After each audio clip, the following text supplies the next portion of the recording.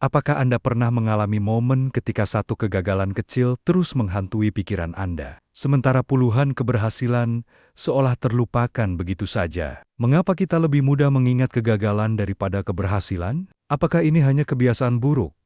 Atau ada alasan ilmiah di baliknya? Dalam video ini, kita akan membahas bagaimana otak kita memproses kegagalan dan cara mengatasinya, agar kita bisa lebih fokus pada pertumbuhan dan keberhasilan. Pertama, mengapa otak kita lebih fokus pada kegagalan? Secara evolusi, otak manusia dirancang untuk lebih peka terhadap ancaman dan bahaya. Ini dikenal sebagai negativity bias atau bias negatif. Ribuan tahun yang lalu, nenek moyang kita yang lebih waspada terhadap bahaya memiliki peluang lebih besar untuk bertahan hidup. Mereka yang mengabaikan ancaman cenderung tidak bertahan lama. Dalam kehidupan modern, mekanisme ini masih bekerja. Meskipun ancamannya tidak lagi berupa hewan buas, melainkan kegagalan sosial, pekerjaan, atau hubungan. Otak kita melihat kegagalan sebagai sesuatu yang mengancam reputasi atau kesejahteraan kita, sehingga menyimpannya lebih kuat dalam ingatan.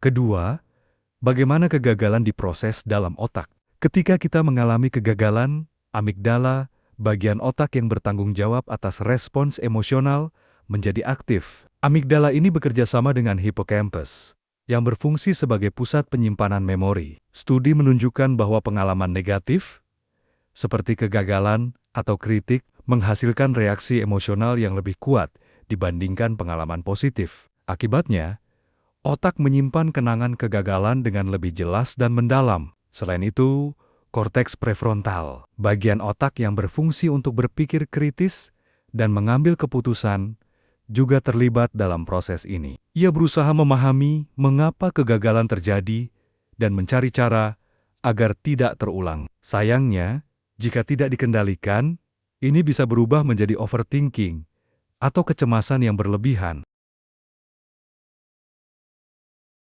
Ketiga, mengapa keberhasilan tidak meninggalkan dampak yang sama? Berbeda dengan kegagalan, keberhasilan seringkali dipandang sebagai sesuatu yang wajar atau diharapkan. Ini disebut sebagai hedonic adaptation atau adaptasi hedonis. Setelah mencapai sesuatu yang kita inginkan, kepuasan itu hanya bersifat sementara, lalu kita mulai mencari pencapaian berikutnya. Selain itu, dalam banyak budaya, kita diajarkan untuk rendah hati dan tidak terlalu membanggakan keberhasilan kita. Ini membuat kita lebih jarang mengulang-ulang keberhasilan di dalam pikiran kita, sehingga tidak tertanam sekuat kegagalan.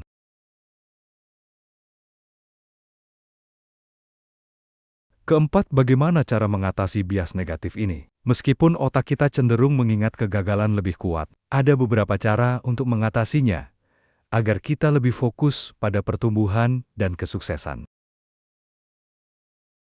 A. Latihan mengingat keberhasilan. Setiap malam sebelum tidur, luangkan waktu untuk menulis 3 hal yang berhasil Anda lakukan hari itu. Ini bisa berupa hal kecil, seperti menyelesaikan tugas tepat waktu, atau hal besar, seperti mendapatkan promosi kerja. Dengan melakukan ini secara rutin, Anda melatih otak untuk lebih memperhatikan keberhasilan. B. Gunakan perspektif jangka panjang. Kegagalan hari ini mungkin terasa besar, tetapi dalam jangka panjang, apakah itu benar-benar berdampak besar pada hidup Anda? Coba bayangkan, bagaimana perasaan Anda terhadap kegagalan ini dalam 5 atau 10 tahun ke depan. Banyak kegagalan yang terasa sangat berat saat ini, tetapi sebenarnya tidak terlalu signifikan dalam jangka panjang.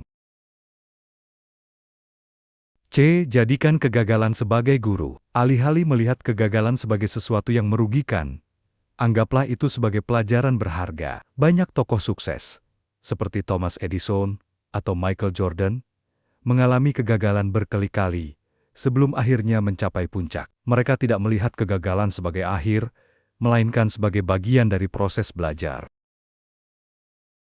D. Ubah narasi internal Anda. Seringkali, kegagalan terasa lebih berat, karena kita terus-menerus mengulangnya di dalam pikiran dengan kata-kata negatif. Cobalah Ubah cara Anda berbicara kepada diri sendiri. Daripada mengatakan, "Saya gagal," ubah menjadi, "Saya sedang belajar sesuatu yang berharga." Kelilingi diri dengan orang yang mendukung. Lingkungan sosial juga mempengaruhi cara kita memproses kegagalan. Jika kita dikelilingi oleh orang-orang yang suportif, kita lebih mudah untuk bangkit dan melihat sisi positif dari setiap kejadian. Berbagi cerita, kegagalan dengan teman atau mentor juga dapat membantu kita mendapatkan perspektif yang lebih objektif.